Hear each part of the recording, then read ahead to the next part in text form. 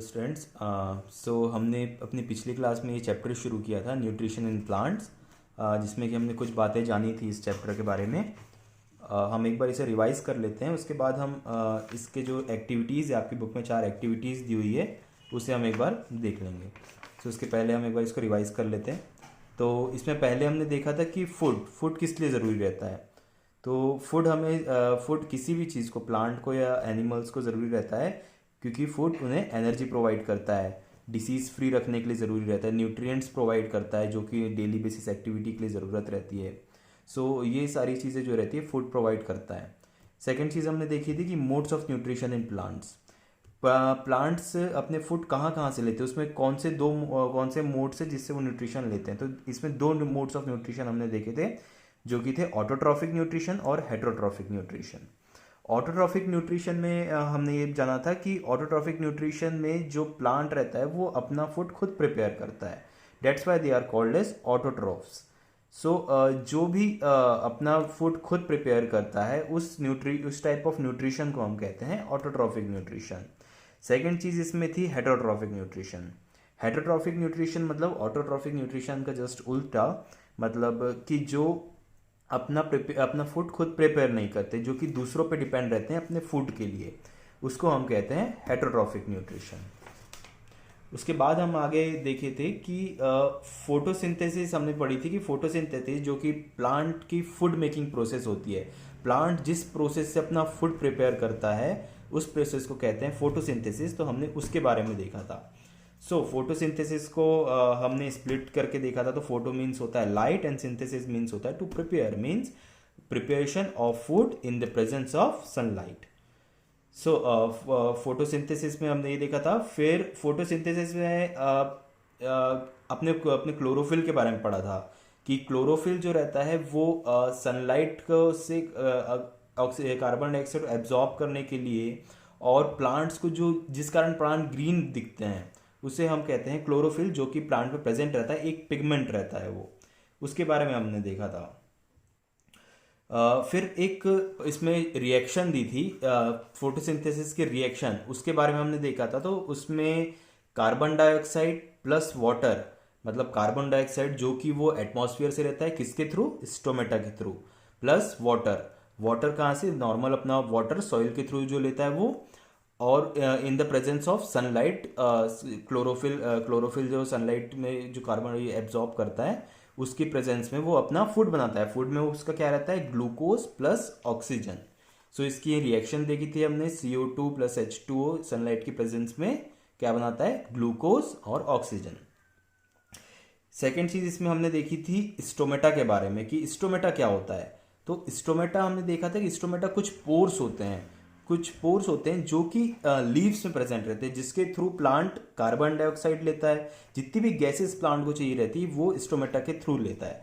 अब स्टोमेटा में हमने देखा था कि स्टोमेटा के साइड्स में कुछ सेल्स प्रेजेंट रहते हैं, जो कि स्टोमेटा की जो ओपनिंग एंड क्लोजिंग रहता है, जो स्टोमेटा बंद होता है खुलता है उसको गार्ड करती है, उसे हम कहते हैं गार्ड सेल्स। ये देखिए इसमें दिया हुआ है, ये गार्ड सेल्स दिखाए हुए हैं। ये गार्ड सेल्स हैं जो कि स्टोमेटा की ओपनिंग एंड क्लोजिंग को रेगुलेट करते हैं। हमने यहां तक के देखा था पूरा इसके बारे में। अब हम आगे आपके इसमें 4 एक्टिविटीज दी हुई है, हम उसको थोड़ा थोड़ा देख लेते हैं। ये आप चाहें तो अपने घर में ट्राई कर सकते हैं। इसको हम एक बार देख लेते हैं। आपकी फर्स्ट एक्टिविटी है। तो फर्स्ट एक्टिविटी का एम क्या है, फर्स्ट एक्टिविटी का एम है to show that sunlight is necessary for starch formation in the leaves of plant. इसमें हम एक्टिविटी को करने के बाद ये जानने की कोशिश करेंगे कि सनलाइट जो रहता है वो हमको पता चलेगा, मतलब कि सनलाइट जो रहता है वो लीव्स में स्टार्च फॉर्मेशन के लिए ज़रूरी रहता है। इसमें पहली बात, आपको ये एक्टिविटी करने के लिए क्या क्या ज़रूरत है। तो आपको ये एक्टिविटी के लिए ज़रूरत है एक बीकर की, एक कंटेनर की, एक ट्राइपॉड, एक स्टैंड की, एक बर्नर की, बंसन बर्नर की, 2 पॉटेड प्लांट्स की, 2 प्लांट्स जो कि गमले में लगे हुए हैं उन प्लांट्स की ज़रूरत है, एल्कोहल की ज़रूरत है, टेस्ट ट्यूब की ज़रूरत है, टेस्ट ट्यूब होल्डर की ज़रूरत है, iodine solution and 2 watch glass. ये सारी चीज़ें जो है ये मटेरियल चाहिए आपको इस एक्टिविटी को परफॉर्म करने के लिए। इसके बाद आते हैं हम प्रोसीजर पे। तो प्रोसीजर में क्या करना है, take 2 potted plants of the same size. So पहले हमें 2 पॉटेड प्लांट्स, 2 गमले में प्लांट्स लेने हैं सेम साइज के। Keep one plant in the dark for 3 days so that it get discharge and keep the other plant in the sunlight. So जो first plant है, हमने 2 प्लांट्स लिए गमलों में, उसमें से जो फर्स्ट प्लांट है उसको हम रखेंगे एक डार्क रूम में या एक डार्क जगह में, मतलब बिना, जहाँ पर सनलाइट नहीं आ रही है उस जगह में हम रखेंगे उसको 3 days के लिए। तो क्योंकि उस वहाँ रखने से वो क्या हो जाएगा, वो डिस्चार्ज हो जाएगा, वो अपना डिस्चार्ज लूज कर देगा। सो उसको हम एक डार्क जगह में रखेंगे और उसमें जो सेकंड प्लांट है, सेकंड जो गमले में हमारे पास प्लांट है, उसको हम रखेंगे सनलाइट में। इसके बाद आता है place the beaker about 2/3 filled with water on the tripod stand, boil it, put the leaf in this boiled water. So एक बीकर में हमें 2/3 पानी भरना है और उसको एक ट्राइपॉड स्टैंड में रख के बॉइल करना है। उसके बाद उसमें हमें इसकी लीफ डालनी है। Remove the leaf from the beaker and put the leaf in the test tube containing water. फिर हमें उसके जब हम उससे अब लीव्स निकालेंगे, उसके बाद हमको वो लीव्स को निकाल के टेस्ट ट्यूब में जिसमें पानी है उसमें हमें उस लीव को डालना है। Place this test tube in boiling water for 10 to 15 minutes। So इस टेस्ट ट्यूब को हमको बॉइलिंग वाटर में 10 to 15 minutes के लिए रखना है। Again remove the leave from test tube and dip it in warm water to soften the leaf. So उसके बाद हमको वो जो लीफ हमने डाली हुई है टेस्ट ट्यूब में उसे हमको वापस निकालना है एंड डिप करना है एक वार्म वाटर में, क्योंकि जो इससे क्या होगा, जो लीफ रहेगी वो सॉफ्ट हो जाएगी। And few drops of iodine solution over the colourless leaf with dropper and observe the colour change.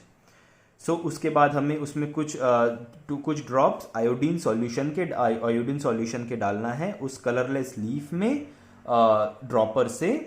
And उसके बाद again place the pot in sunlight to 3 to 4 days and repeat the above test, record your observations carefully.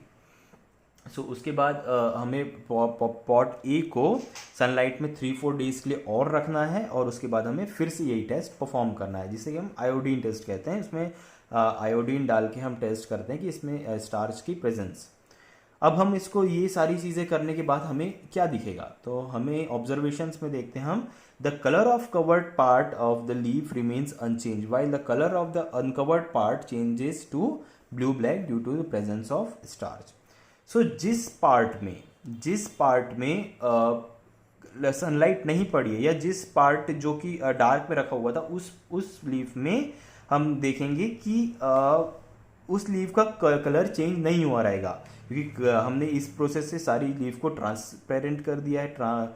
सो उसमें हम जब iodine solution डालेंगे तो एक leaf जो रहेगी उसमें कलर चेंज नहीं होगा, और या फिर कुछ पार्ट में होगा कुछ पार्ट में नहीं होगा।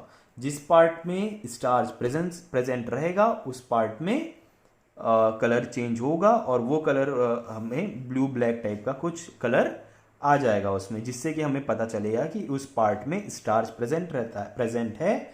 और क्योंकि इस स्टार्च के फॉर्मेशन के लिए सनलाइट जरूरी रहती है, तो जो पार्ट में सनलाइट पड़ी है उस पार्ट में कलर चेंज होगा और जिस पार्ट में नहीं पड़ी है उस पार्ट में कलर चेंज नहीं होगा, जिससे कि हमें पता चल जाएगा कि सनलाइट की प्रेजेंस बहुत इंपॉर्टेंट है किस चीज़ के लिए, स्टार्च फॉर्मेशन के लिए प्लांट में। फिर आपके इसमें यहाँ पर ये हमारी एक एक्टिविटी कंप्लीट हो गई। फिर यहाँ पर एक रेफ्लेशिया के बारे में दिया हुआ है। रेफ्लेशिया एक फ्लावर है जो कि एक पैरासिटिक प्लांट है, जो कि दूसरों पे, मतलब दूसरों जो जिंदा अलग अलग चीज़ें रहती है उन पे डिपेंड रहता है अपने फूड रिक्वायरमेंट्स के लिए। सो वो एक पैरासिटिक प्लांट है। The plant is no stems, no leaves, no roots. इसमें ना स्टेम्स होती है, ना लीव्स होती है, ना रूट्स होती है।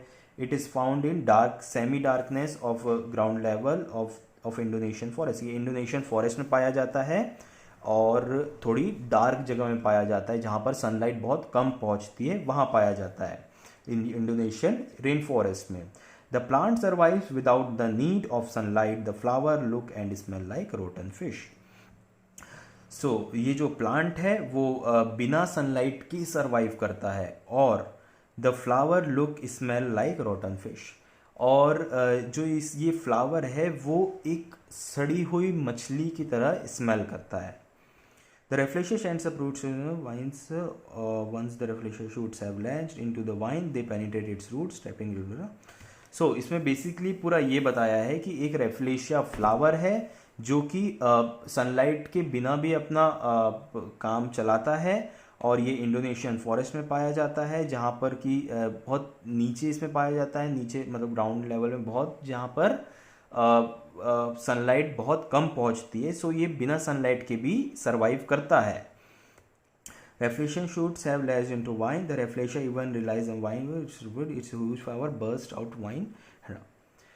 इसका जो स्मेल रहता है वो एक रोटन फिश की तरह रहता है, जिसके मतलब सड़ी हुई मछली की तरह रहता है, जिसके कारण जो इंसेक्ट्स है, जो वेस्प्स हैं, वो इसके तरफ अट्रैक्ट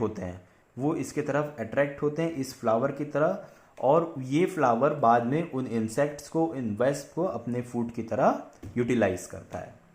सो ये छोटा सा आपके इसमें एक रेफ्लेशिया के बारे में दिया हुआ है।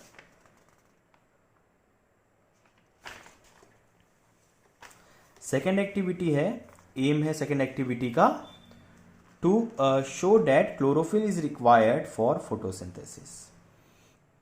इसमें हमें ये देखना है, ये जानना है कि क्लोरोफिल जो रहता है वो फोटोसिंथेसिस के लिए ज़रूरी रहता है। तो इसमें मटेरियल क्या क्या चाहिए? इसमें मटेरियल चाहिए potted plants with variegated leaves.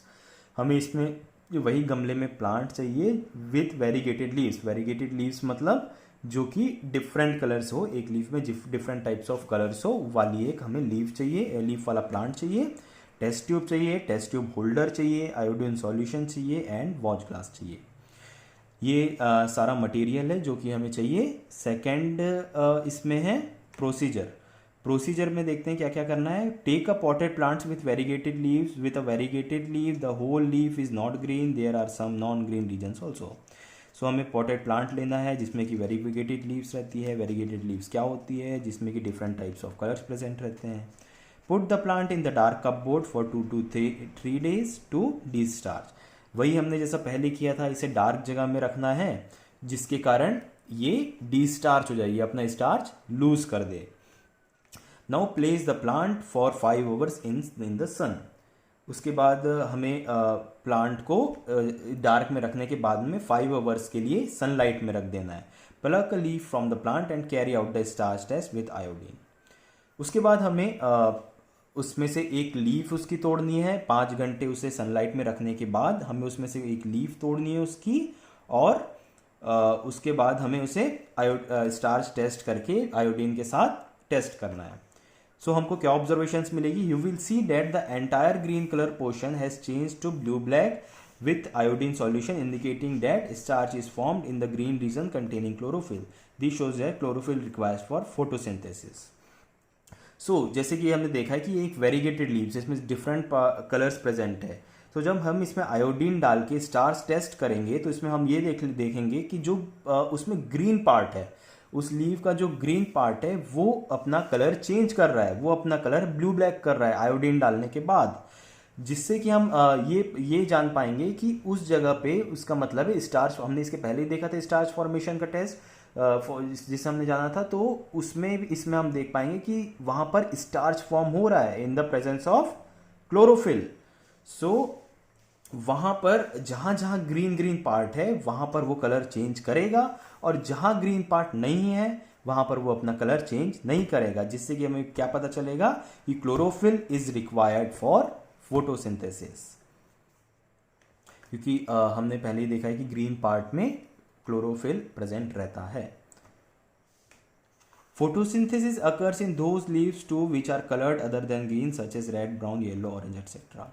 अब हम सोचेंगे कि जैसे ग्रीन कुछ प्लांट्स ग्रीन नहीं, कुछ प्लांट्स की लीव्स जो रहती है वो ग्रीन नहीं रहती, इसका मतलब क्या उसमें क्लोरोफिल नहीं होता? ऐसा नहीं है।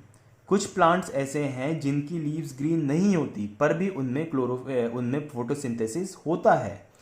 क्यों, कैसे होता है? उसमें भी क्योंकि क्लोरोफिल प्रेजेंट रहता है। ऐसा नहीं है कि उसमें क्लोरोफिल प्रेजेंट नहीं रहता, उसमें क्लोरोफिल प्रेजेंट रहता है, बट उसमें जो उसके दूसरे कलर्स हैं जैसे कि रेड, ब्राउन, येलो, ऑरेंज, ये जो कलर्स हैं वो कलर उस उसका ग्रीन कलर है क्लोरोफिल का, उसको डोमिनेट कर जाते हैं और जो क्लोरोफिल रहता है वो उसके नीचे में रहता है।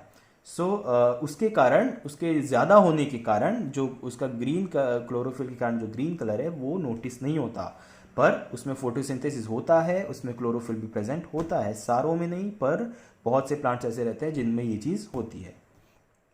ये हमारी सेकेंड एक्टिविटी कंप्लीट हो गई।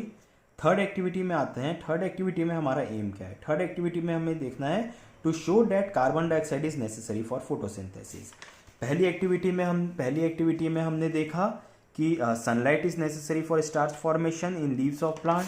सेकेंड वाली में हमने देखा chlorophyll is required for photosynthesis. अब थर्ड वाले में हम देखेंगे carbon dioxide is necessary for photosynthesis. अब इसमें मटेरियल क्या क्या चाहिए? इसमें मटेरियल चाहिए, पॉटेड प्लांट चाहिए, वही गमले में लगा हुआ प्लांट चाहिए। स्प्लिट कॉर्क चाहिए, एक कॉर्क आप जानते होंगे लकड़ी का रहता है, वो बीच से कटा हुआ एक स्प्लिट कॉर्क चाहिए। वाइड माउथेड बॉटल चाहिए, एक चौड़े मुंह की एक बॉटल चाहिए। एंड पोटेशियम हाइड्रोक्साइड चाहिए इस एक्टिविटी को परफॉर्म करने के लिए। इसमें प्रोसीजर क्या है? प्रोसीजर में take a discharge potted plants. वही जैसे कि हमने उसे डिस्चार्ज किया था अंधेरे में रख के, डार्क जगह में रख के, वैसे एक डिस्चार्ज्ड, पहले से डिस्चार्ज करा हुआ एक पॉटेड प्लांट लेंगे हम। Insert one of its leaves through the split crop in a wide mouthed bottle which contains potassium hydroxide. Potassium hydroxide absorb carbon dioxide. उसमें से हमें एक लीफ तोड़नी है डिस्चार्ज प्लांट की, और उसे हमें कॉर्क जो है स्प्लिट कॉर्क, उसके थ्रू बॉटल के थ्रू उसे हम बॉटल के मुंह के अंदर डालना है, जिसमें कि है हमारा क्या है, जिसमें कि पोटेशियम हाइड्रोक्साइड प्रेजेंट है। जो पोटेशियम हाइड्रोक्साइड है वो क्या करेगा, उसमें जो कार्बन डाइऑक्साइड रहेगी वो एब्जॉर्ब कर लेगा।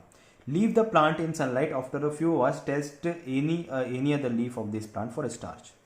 उसके बाद में हमें इसमें निकाल के इसे फिर से वापस से सनलाइट में डाल देना है, और कुछ घंटे के बाद में इसे हम टेस्ट करना है, वही स्टार्च टेस्ट हमें इसमें परफॉर्म करना है। हमें इसमें ऑब्जर्वेशंस क्या क्या मिलेगी फिर?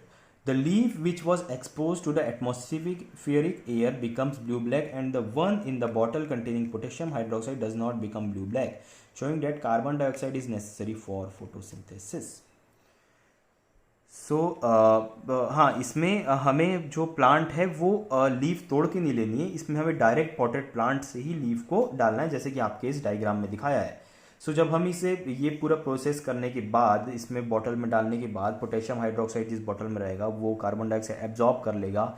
उसके बाद उसको सनलाइट में रखने के बाद जब हम इसे निकाल के कुछ देर के लिए वापस से सनलाइट में रखेंगे, तो हम ऑब्जर्व करेंगे कि जो पार्ट सनलाइट की प्रेजेंस में, सनलाइट के इसमें आया था, वो पार्ट क्या रहेगा, वो पार्ट में जब हम स्टार्च टेस्ट करेंगे तो वो पार्ट कलर चेंज करेगा, वो पार्ट ब्लू ब्लैक होगा।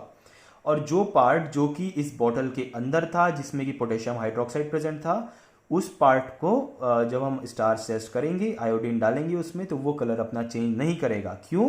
क्योंकि जो पोटेशियम हाइड्रोक्साइड है उसने सारा कार्बन डाइऑक्साइड एब्जॉर्ब कर लिया है, और इसी से हमें पता चलता है कि जो कार्बन डाइऑक्साइड रहता है वो फोटोसिंथेसिस के लिए ज़रूरी होता है, क्योंकि इसने कार्बन डाइऑक्साइड सारी एब्जॉर्ब कर लिया, जिस कारण इस पार्ट में फोटोसिंथेसिस नहीं हो पा रहा है, और इस कारण से वहाँ पर फोटोसिंथेसिस नहीं होने के कारण वहाँ पर फूड नहीं बन रहा है, स्टार्च नहीं बन रहा है, और उसी से हमें पता, और इसी के कारण वहाँ पर वो कलर चेंज नहीं कर रहा है, जिससे हमें पता चलता है कि कार्बन डाइऑक्साइड जो रहती है वो फोटोसिंथेसिस प्रोसेस के लिए बहुत ज़रूरी रहती है।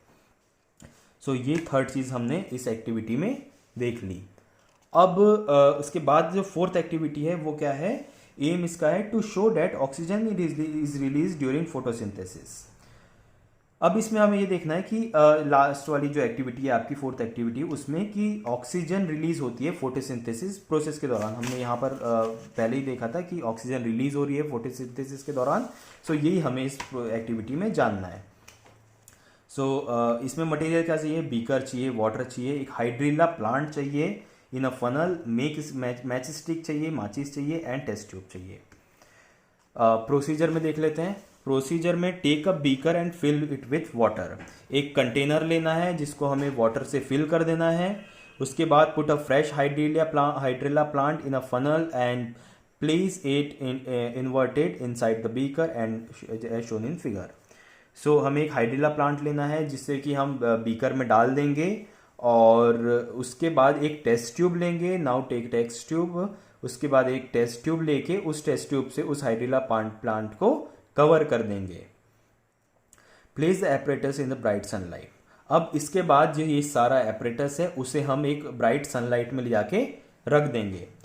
After some time you will see gas bubbles rising from the plant. These bubbles get collected into the test tube. When the test tube gets filled with gas, close the test tube with your thumb and remove it carefully. So धीरे धीरे हम क्या notice करेंगे उसको sunlight में रखने के बाद कि उस टेस्ट ट्यूब से मतलब इस प्लांट से कुछ कुछ पानी के ऊपर बबल्स आने शुरू हो गए हैं, कुछ गैसेज रिलीज होना शुरू हो गई है। वो धीरे धीरे करके क्या होगा, टेस्ट ट्यूब के वाले पार्ट में जमा होते जाएंगे। हमें फिर क्या करना है, टेस्ट ट्यूब निकालना है, और उस test tube after some time you will see that glass bubbles rising from the plant, these bubbles get collected into test tube. When the test tube gets filled with gas, close the test tube with your thumb and remove it carefully. जब gas पूरी इसमें भर जाएगी तो अपने thumb से हमें इस टेस्ट ट्यूब को ऐसे करके उसका जो ओपन वाला माउथ है उसको दबा के उसे निकालना है धीरे से। Test the glass collected in the test tube by brighting the match stick near its mouth. उसके बाद में उसे धीरे से खोल के उसके माउथ के पार्ट, टेस्ट ट्यूब के माउथ पे हमें एक माचिस जला के देखनी है। होगा क्या, होगा ये कि we observe that the match stick burns very brightly which shows that gas is release is oxygen. जैसे ही हम वो टेस्ट ट्यूब को धीरे से खोल के उसमें माचिस जलाएंगे तो आप देखोगे कि माचिस जो है वो बहुत ब्राइट जल रही है और बहुत अच्छे से जल रही है, जिससे कि हमें ये पता चलेगा कि उसमें से ऑक्सीजन रिलीज हो रही है। क्योंकि जैसे कि हम सबको पता है कि एक आग को जलने के लिए ऑक्सीजन की प्रेजेंस बहुत इंपॉर्टेंट रहती है। बिना ऑक्सीजन की प्रेजेंस के आग नहीं जल सकती। हमें इसमें यही पता चलेगा जब हम टेस्ट ट्यूब को खोल के माचिस जलाएंगे कि उसमें ऑक्सीजन रिलीज हो रही है, जिसके कारण से वो माचिस है वो जल पा रही है। ये आपकी 4 एक्टिविटीज थी, हमने इसमें देख लिया। अब इसमें हमने क्या क्या देखा, पहले वाले में हमने देखा presence of sunlight for stars formation, second वाले में देखा प्रेजेंस ऑफ क्लोरोफिल, थर्ड वाले में हमने देखा अवेलेबिलिटी ऑफ कार्बन डाइऑक्साइड, और अभी हमने देखा अवेलेबिलिटी ऑफ जो ऑक्सीजन होती है, मतलब ऑक्सीजन जो रिलीज होती है उसके बारे में हमने देखा। एक छोटी सी एक्सरसाइज दी हुई है, फिल इन द ब्लैंक्स दिए हुए हैं आपके इसमें, तो उसको हम जल्दी देख लेते हैं। Blank gas is utilized by the plants during the process of photosynthesis. इसमें कंफ्यूज नहीं होना है। इसमें हमने पहले ही देखा था कि कार्बन डाइऑक्साइड गैस यहाँ पर हमने देखा था कार्बन डाइऑक्साइड गैस यूटिलाइज होती है फूड बनाने में फोटोसिंथेसिस की प्रोसेस के दौरान। तो इसका आंसर आएगा कार्बन डाइऑक्साइड यूटिलाइज होती है और ऑक्सीजन रिलीज होती है। सेकेंड है during photosynthesis process solar energy is trapped by the pigment called. इसमें हमने देखा था कौन सा पिगमेंट होता है, वो पिगमेंट होता है क्लोरोफिल, जो कि सनलाइट को ट्रैप करता है और जिसके कारण जो प्लांट रहता है वो ग्रीन नजर आता है। इसमें आंसर आएगा क्लोरोफिल। थर्ड वाला है all green plants and some bacteria feed blank. ज्यादातर ग्रीन प्लांट्स और कुछ बैक्टीरिया जो रहते हैं वो कैसे फीड करते हैं, हमने 2 टाइप के न्यूट्रिशन पढ़े, उसमें से कौन से आएंगे, उसमें से आएगा ऑटोट्रॉफिकली, क्योंकि हमने देखा इसमें कि प्लांट जो रह रहा है वो अपना खुद बना रहा है। इसका आंसर आएगा autotrophically. The carbon dioxide gets into the leaf through tiny pores called. इसका आंसर क्या आएगा, हमने देखा था कि जो कार्बन डाइऑक्साइड है, जो गैसेज है, वो प्लांट के अंदर किसके थ्रू जा रही है, एक पोर के थ्रू जा रही है, जिसे हम कह रहे थे स्टोमेटा के थ्रू जा रही है, एक पोर स्टोमेटा, जिसके साइड में होते हैं गार्ड सेल्स। ये इसका आंसर होगा फिर तो स्टोमेटा। आज हमने यहाँ तक पूरा कवर कर लिया। हमने शुरू से इंट्रो से लेकर ये चारों एक्टिविटीज कवर कर ली आज के लेक्चर में। अब हम नेक्स्ट लेक्चर से other modes of nutrition in plants पढ़ेंगे, जिसमें कि parasitic plants, insectivorous plants, saprophytic plants, और आगे भी हम आगे चैप्टर में और बहुत कुछ जानेंगे। That's all for today. ये सारा हमने देख लिया। अब हम नेक्स्ट क्लास में इसको कंटिन्यू करेंगे। तब तक के लिए थैंक यू।